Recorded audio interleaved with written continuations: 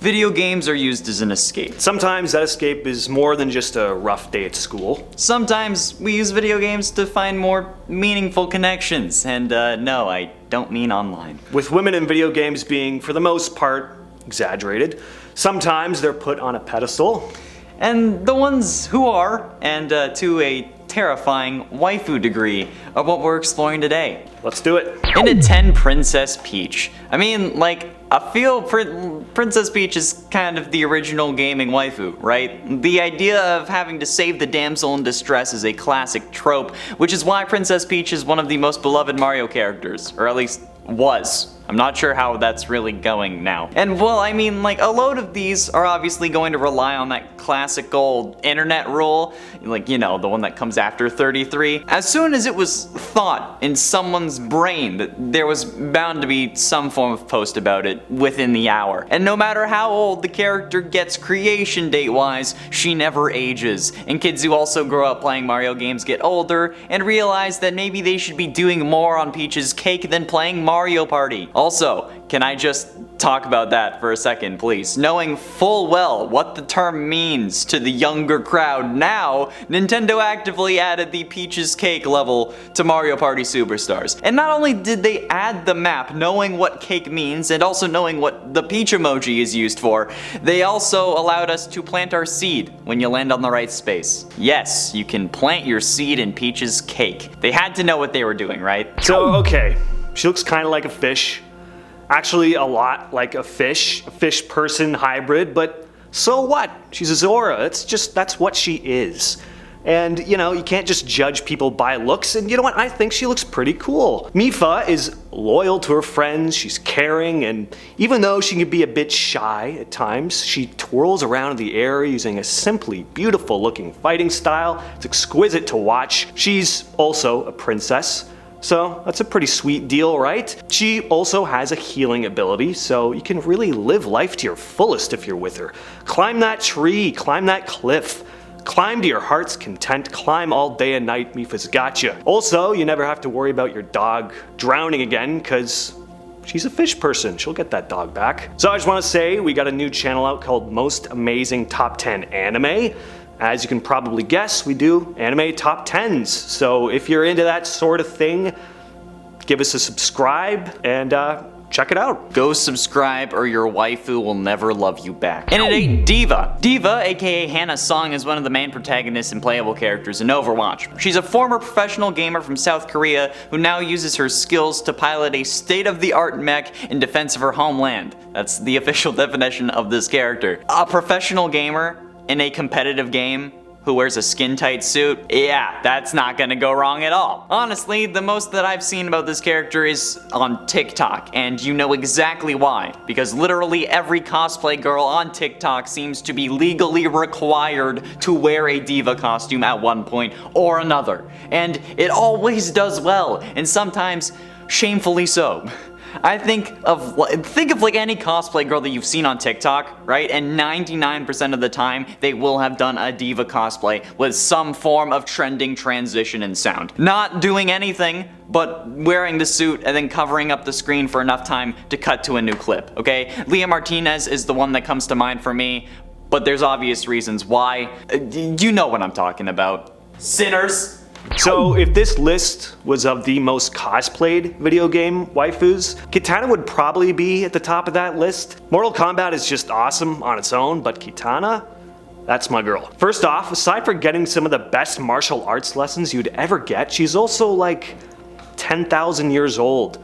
Think of how much you could learn from this woman. Teach me how to uppercut someone's head off, please. She was a mercenary too, so if anyone messed with you, you know, you could send her after them. Kitanna is a mainstay and fan favorite in the Mortal Kombat franchise, and for good reason. She's just awesome. I love those fans hurling them around. And at 6, Gardevoir. This one I feel like was kind of inevitable on a list like this. However, this is also probably the least creepy Pokemon that I could have gone with. Thankfully, Gardevoir is just a monster with humanoid characteristics, and while yes, there is always some disturbing fan art surrounding the character, it's better than some of the, well, non-human Pokemon. Specifically, I mean, Lopunny, which is by far the most disturbingly designed animal-themed creature I think I've ever seen. I mean, like, come on, there is no way that this wasn't intentional. Lopunny is basically if Elastigirl was a rabbit, and it's absolutely terrifying. It's the Kardashians of Pokemon, but it's a goddamn animal. You know what? I'm going to agree with PETA on this one, and if you've been watching this channel for a while, you know that I hate PETA. Gardevoir, though, having no real-world correlation, is much tamer for this list, and honestly, I think that it's actually the more popular Pokemon waifu. I don't know if any of like the newer ones have surpassed her, but given that all of the Gardevoirs are female and they have like that red chest piece thing, it's very suggestive without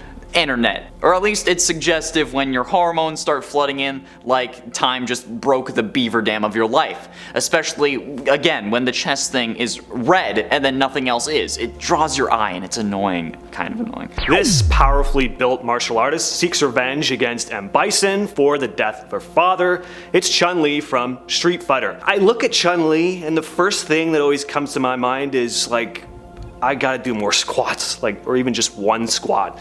Like, wow. I would never want to fight someone with legs like that. I would marry them, however, because Chun Li is someone I'd want to have my back in a fight. Really, I just let her do all the work though, because what could I do? She fights like big, buff, mutated green monsters, so no thank you. Again, this character is very iconic.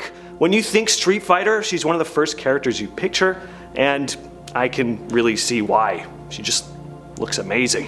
And for Aela, as I'm sure we all know, especially because of recent videos, I love Skyrim. Talos necklace. And while yes, Ysolda is like the first NPC that anyone goes for, Aela in my opinion is a much better catch. Sure, you gotta complete the whole companion's quest line, but I mean like, come on, okay? Aela is absolutely the most attractive, marriage-compatible NPC in the game without mods. Plus, I'm pretty sure she's also wearing the most suggestive armor in the base game. Again, without mods. So yeah, of course, the hormone-crazed, Hercene-worshipping teenage me is gonna wolf out with my girl. Now, I prefer Muiri, who gives you your first Dark Brotherhood contract, but that's mostly because like she knows what you are and she doesn't judge you for it. Mostly because she also ordered the hit, so she's just as bad. But in the grand scheme of things, absolutely 100% Aela all the way, okay? Plus it keeps Muiri to myself, and Sadia isn't available marriage-wise, so yeah, go with the Huntress. What's cooler than a gun-slinging space fighter who can morph into a little ball and roll around? Not very much. Well, there's two more on this list, but that's really saying something. I'm talking about Samus from Metroid. Metroid features the bounty hunter Samus as she battles space aliens and pirates. Her power suit is simply iconic, and her arm cannon, so satisfying. I used to play Metroid Prime all the time, just loading that cannon up and then just firing it off. It was a blast. Samus is also that strong, silent type, which, how could you not love that? I certainly do. Plus, if she was on your side, you could like carry her around in your pocket, kind of like a Pokemon, like in that morph ball form. And then if someone gives you a hard time, bam, it's Samus with a big arm cannon ready to defend you. It really seems like I'm in danger, doesn't it? Like I want all these women to just like defend me. I promise I'm fine, but you know, it's just, you never know when stuff's gonna pop off, right? But ultimately, in at number 2, Zelda. Princess Zelda is almost kind of the ultimate gaming waifu, right? I mean, come on, who hasn't had dreams about Zelda? What do you mean none of you have? How can you have not had dreams about Zelda? What makes her so ultimate? Okay, I don't know, maybe the fact that blondes have more fun, that she's a frickin' elf, which is literally the dream, even if specifically she's like elf adjacent. Again, semantics. She's a princess who rules the kingdom of Hyrule, okay, so clearly we'd basically just be a sugar baby, and she's a badass in Ocarina of Time, or Ocarina of Time, whatever, okay? I'm obsessed with Zelda when she pulls up a Sheik, okay? Bro, come on. You know that you have had that thought in your head where you've considered asking your partner to dress up like Zelda or even like Sheik. You know what? I'm not gonna judge. But then you decided not to because you know for a fact that once you do it, you'll never be able to go back. Okay? You know I'm right. It's freaking Zelda. Come on, you're not fighting me on this. It's not gonna happen. The only thing you can fight is that she's not number 1. And at number 1, it's Lara Croft.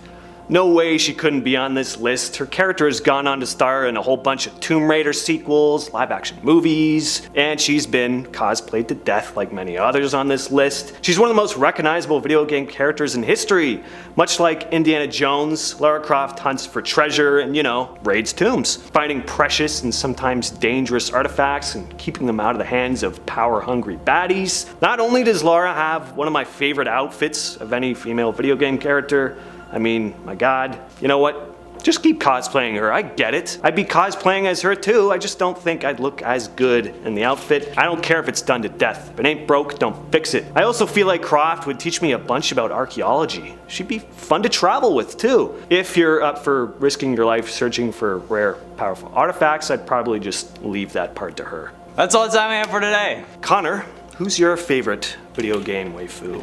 Obviously my girlfriend. Oh, okay. What's her name? Toy Chica, thanks for watching! That's one for the FNAF fans.